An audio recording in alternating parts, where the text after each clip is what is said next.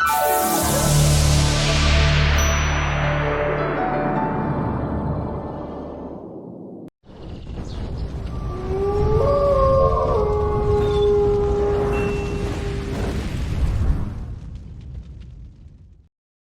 share po ako about printer.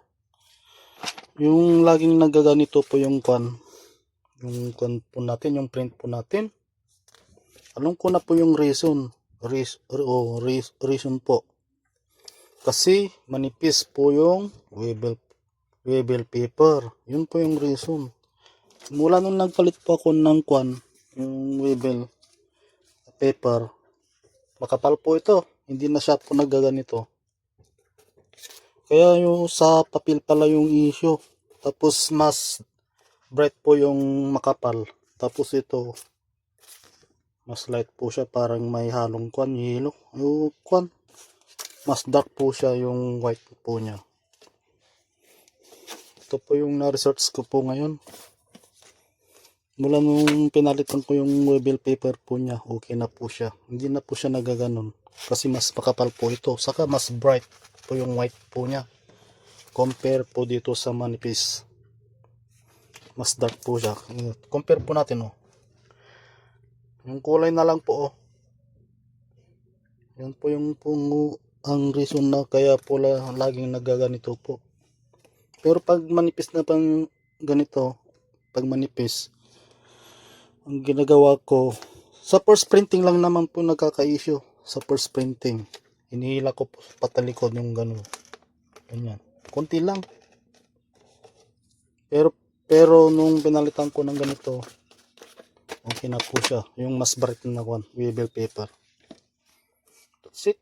Ito lang po may share ko about webel printer. Tingnan nyo na lang po yung diferensya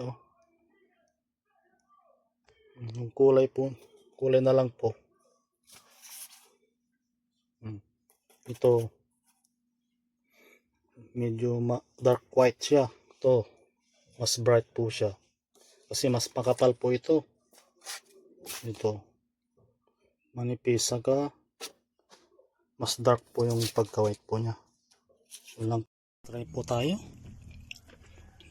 Ito yung makapal na webel printer. Hindi ko na hinila yan. Webel paper pala.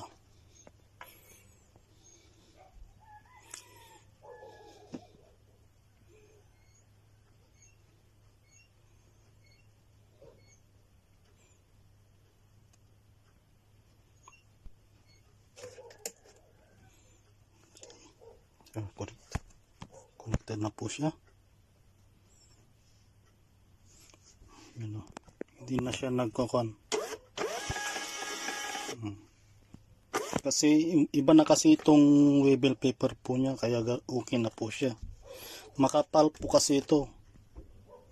Yung isa kasi manipis, kaya nagluloko. Kaya may space po dito sa taas pala. Yun po yung cause po niyan. Sa webel paper pala yung cause. That's it. Thank you for watching.